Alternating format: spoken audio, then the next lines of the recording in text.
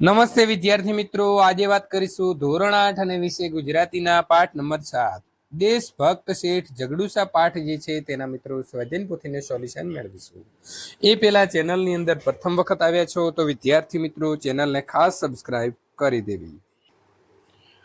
તો વિદ્યાર્થી મિત્રો, પહેલો પ્રશ્ન આપણે જોઈશું કે નીચે આપેલા પ્રશ્નોના જવાબ આપવાના છે। પ્રજા વત્સલ અને દેશભક્ત એટલે શું? તો પ્રથમ આપણે જોઈએ તો પ્રજા વત્સલ એટલે પ્રજા ઉપર હેતવાળું, પ્રજાપરાયણ। ઉદાહરણ તરીકે રાજા વિશાળદેવ પ્રજા વત્સલ કહેવાય છે। દેશભક્ત એટલે શું? તો દેશ પ્રત્યેની ભાવના, દેશ પ્રત્યેની લાગણી। જગડુસાની આપણે દેશભક્ત જે છે તે કહી શકીએ છીએ। પ્રશ્ન નંબર 2, કોરોના મહામારીના સમયમાં તમે અન્યને કેવી કેવી મદદ કરી શકો? તો કોરોના મહામારી વખતે ઘણા લોકો પાસે આવકનું સાધન ન હોય, તેમના માટે જરૂરી રાશન, ઘર વખરી આપીશ। કોઈ બીમાર હોય તો તેમના માટે જમવાની વ્યવસ્થા કરીશ અને દવાઓની વ્યવસ્થા કરીશ। માસ્ક અને સેનેટાઈઝરનો ઉપયોગ કરવા લોકોને સમજાવીશ। પ્રશ્ન નંબર મિત્રો 3, ચોમાસામાં વરસાદ જ ન પડે તો આપણે શી મુશ્કેલીઓ પડે?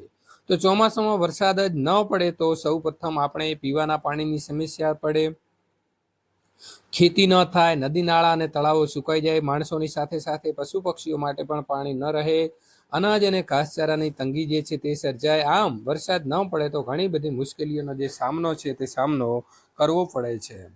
પ્રશ્ન નંબર 4, તમે બચત કરેલા અને છલોછલ ભરાયેલા ગલ્લાના પૈસા તમે ક્યાં ક્યાં વાપરશો? તો મારા ગલ્લાના પૈસામાંથી હું મારા માટે અને મારા પરિવાર માટે ઉપયોગી વસ્તુઓ લઈશ, મારા અભ્યાસને લગતી વસ્તુઓ ખરીદીશ, મારા મિત્રોને જરૂર હશે તો તેમને પણ મદદ કરીશ, સાથે સાથે જરૂરિયાતમંદ વ્યક્તિને પણ હું મદદ કરીશ। પ્રશ્ન નંબર 5, ભારત દેશ માટે તમે શું કરી શકો છો? હું ભારત દેશનો સારો નાગરિક બનીશ, દેશ માટેની તમામ ફરજો યોગ્ય રીતે નિભાવીશ, દેશના રાષ્ટ્રીય પ્રતીકોનું સન્માન જાળવીશ અને જાહેર મિલકતોની જાળવણી કરીશ, યોગ્ય શિક્ષણ મેળવીશ અને મારી ઈચ્છા સારો ખેડૂત બનવાની છે, જેથી દેશના ઘણા ગરીબો સુધી હું મારા ખેતરનો અનાજ પહોંચાડી શકું। આમ હું દેશ માટે મારાથી બનતું બધો જ પ્રયત્ન જે છે તે કરીશ। પ્રશ્ન નંબર 2, તમારા શિક્ષક કે વડીલ પાસેથી કુદરતી આપત્તિ વિશે જાણી અને તેના વિશે તમારે વિસ્તારપૂર્વક અહીં જવાબ લખવાનો છે।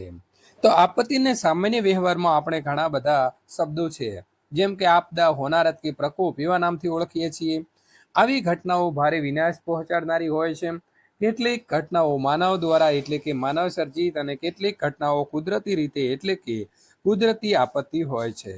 ભૂકંપ, વાવાઝોડું, સુનામી, પૂર, દુષ્કાળ, દાવાનળ વગેરે કુદરતી આપત્તિઓ છે। આપત્તિ સમયે કમાનાર વ્યક્તિ ગુમાવી હોય તો તેમની સ્થિતિ ભારે કફોડી થઈ જાય છે। આપત્તિ સમયે રસ્તા, મકાનો અને જાહેર મિલકતોને નુકસાન થાય છે અને આવી સગવડો ઊભી કરતા ઘણો સમય લાગે છે। આપત્તિ સમયે સરકાર રાહત અને બચાવ કામગીરી કરે છે। આપણે પણ આવી રાહત કામગીરીઓની જે છે તેની અંદર મિત્રો મદદ કરવી જોઈએ, તેમના પુનર્વસનની અંદર આપણે મદદ જે છે તે કરવી જોઈએ। મિત્રો, પ્રશ્ન નંબર 3, તમારા વિસ્તારમાં નીચેની પરિસ્થિતિઓ ઊભી થાય ત્યારે તમે શું કરશો એના વિશે તમારે લખવાનું છે।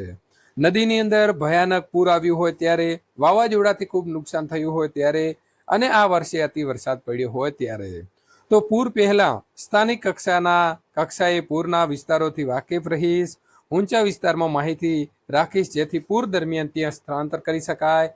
હવે પૂર આવી ગયું છે તો ઘરના ગેસ અને વીજળીના જોડાણ જે છે તે બંધ કરી દઈશ અને પ્રાણીઓને ખીલેથી છોડી દઈશ। વાહન પૂરમાં ફસાયેલા હશે તો તેમાંથી વ્યક્તિઓનો જૂથ બનાવી બહાર નીકળીશ।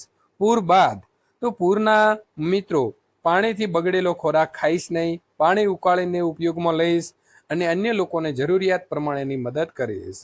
પ્રશ્ન નંબર મિત્રો 4, નીચેના એક શીર્ષક ઉપર તમારે 10-12 વાક્ય જે છે તે લખવાના છે। હું પણ એક દેશભક્ત છું અને દાન પેટી બોલે છે। તો હું પ્રથમ જે છે તેના શીર્ષકની વાત કરવાનો છું। હું ભારત દેશ માટે સારો નાગરિક બનવા માટેના તમામ પ્રયાસ કરીશ, દેશ પ્રત્યેની ફરજો અને રાષ્ટ્રીય પ્રતીકો પ્રત્યે આદર રાખીશ, આપણા દેશનું નામ રોશન થાય અને દેશની પ્રગતિ થાય તથા દેશનો વિકાસ થાય તેવા કાર્ય કરતો રહીશ, દેશના ગરીબ લોકોની મદદ કરી શકું તે માટે સતત ચિંતન કરીશ, દેશની જાહેર મિલકતો અને કુદરતી સંપત્તિનું રક્ષણ કરીશ, આપણા દેશના સમૃદ્ધ સાંસ્કૃતિક વારસાનું જતન કરીશ, ધાર્મિક હિંસા નહીં થાય અને લોકો હળી મળીને રહે તેવો પ્રયાસ કરીશ, દેશ માટે એક સાચો દેશભક્ત બને તે માટે સતત પ્રયત્નશીલ રહીશ અને દેશનું ગૌરવ જે છે તે વધારીશ. મિત્રો, પ્રશ્ન નંબર 5, રક્ષાબંધનના પર્વ પહેલા નીલમ અને જીજ્ઞા બંને જાતે રાખડીઓ બનાવીને તેમના વર્ગના વિદ્યાર્થીઓને ભેટ આપવાનું નક્કી કરે છે.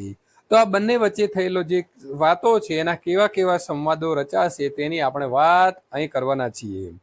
નીલમ કહે છે કે જીજ્ઞા, રક્ષાબંધન નજીક આવે છે એ તો તું જાણે છે ને? જીજ્ઞા કહે છે જાણો કેમ નહીં, આવતા અઠવાડિયાની અંદર તો છે. નીલમ કહે છે કે આપણે આ વખતે કંઈક નવું કરીએ. જીજ્ઞા કહે છે કે આપણે આ વખતે બધા વિદ્યાર્થીઓને રાખડી ભેટ આપીએ. તો નીલમ કહે છે કે આપણે હરેશભાઈની દુકાનેથી રાખડી ખરીદીશું. જીજ્ઞા કહે છે ના, આપણે ત્યાં રાખડી નથી લેવાની.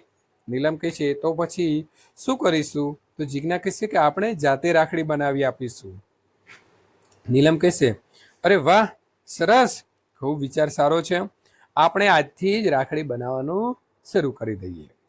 મિત્રો, પ્રશ્ન નંબર 6, તો અહીં તમારે જે શબ્દ સમૂહ વપરાયેલા છે એને આ કોષ્ટકમાંથી કાઢવાના છે, શોધી કાઢવાના છે અને તેને આપણે અહીં લખીશું.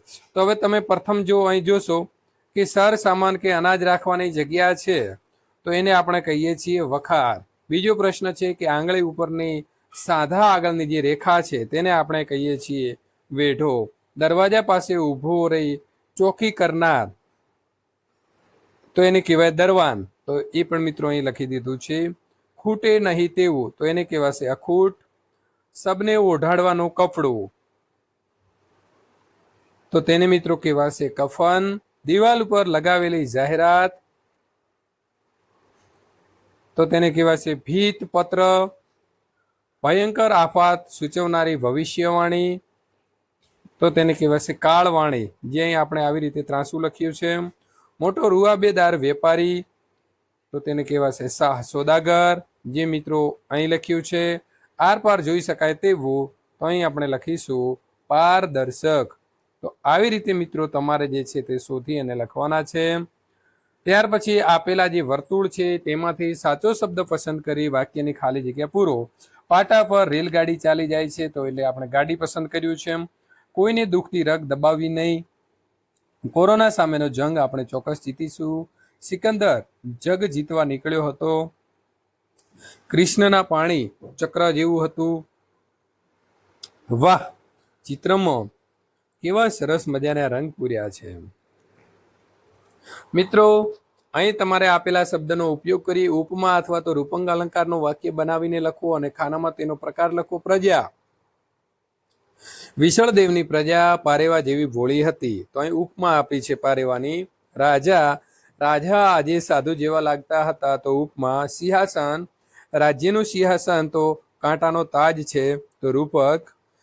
વરસાદ, ઉનાળામાં વરસાદ આજે અમૃત સમો લાગે છે તો ઉપમા અલંકાર. ગુજરાત તો ભારત માતાની અંજલિ છે તો રૂપક અલંકાર. નંબર મિત્રો 5, રોટલો, ભૂખમાં રોટલો મીઠાઈ જેવો લાગે છે તો ઉપમા. જોડકા જોડવાના છે તો વિદ્યાર્થી મિત્રો, હું વહેલો ન ઉઠ્યો હોત તો 4 નંબર. હું ગાડી ચૂકી ગયો હોત. મેં ઉચ્ચ અભ્યાસ કર્યો તેથી હું મોટો અધિકારી બન્યો એટલે કે 5 નંબર. ઝઘડુસાએ અનાજ ન આપ્યું હોત તો પાટણની પ્રજા ભૂખી મરોત. મેં પ્રયત્ન તો કર્યો પણ હું સફળ ન થયો. તે પૂરમાં બચી ગયો કેમ કે તેને તરતા આવડતું હતું. વિદ્યાર્થી મિત્રો, ત્યાર પછી આ જ આનંદ કાવ્યનું સોલ્યુશન મેળવવા માંગો છો તો અહીંયા આપેલી એન્ડ સ્ક્રીન ઉપર ક્લિક કરી અને મેળવી શકો છો.